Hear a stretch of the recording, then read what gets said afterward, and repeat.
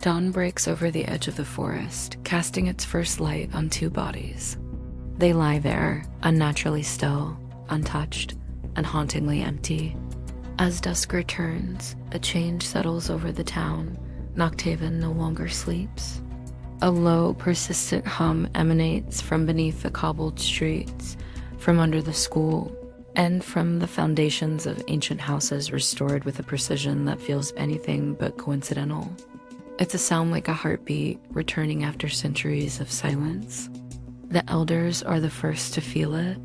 Deep below the town hall, the ancient council convenes once more. The air is heavy and candles flicker despite the absence of any draft. The very stone pillars of the chamber vibrate, shedding dust that's older than memory itself. On the floor, seals carved to bind and protect begin to glow with an unstable light, pulsing as if fighting a losing battle. The stones are whispering, one council member says, their voice trembling with a primal dread. The barriers are thinning, another confirms, the words hanging in the tense air. What was buried is no longer sleeping. Their hushed conversation turns to forgotten history, to entities sealed away when Nocthaven was just an unnamed patch of land. They speak of pacts made in blood and silence, of truths deliberately hidden beneath layers of stone, ritual, and sacrifice. The town's carefully constructed peace was built on a foundation of secrets, and now that foundation is starting to crumble. Above ground, the signs are no longer subtle. At Ravenhold Academy, ancient artifacts suddenly crack their glass display cases without any physical cause. Runes that had faded into the stone walls reappear overnight, their edges sharp and clear. Students whisper about shared, unsettling dreams of voices calling their names from underground halls they've never seen, of dark corridors that feel chillingly familiar. They wake up with a sense of being watched, of an unseen presence just beyond the veil of sleep. Elara feels it more intensely than anyone. As she crosses the school courtyard, the ground beneath her feet pulses once, twice a distinct rhythmic beat that sends a wave of dizziness through her. She grabs a stone railing to steady herself, and for a fleeting moment she hears it. Not words, but a feeling, a sense of recognition that seems to rise from the very earth.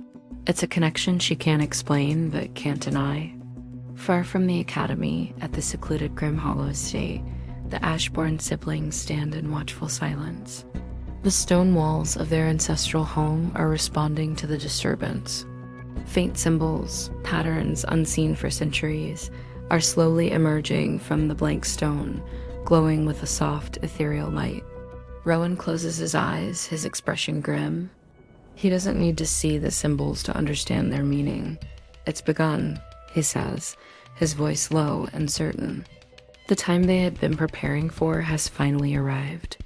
Meanwhile, at the Blackamore estate, Lucien jolts awake from a restless sleep. His heart hammers against his ribs, his breath coming in ragged gasps. He feels a chilling presence in the room, an ancient and powerful energy that makes the air thick and cold. He stumbles to his window and looks out at the forest. The trees are stirring, bending, and swaying unnaturally, as if listening to a silent command. He knows this feeling. It's a sensation older than fear, older even than his own lineage.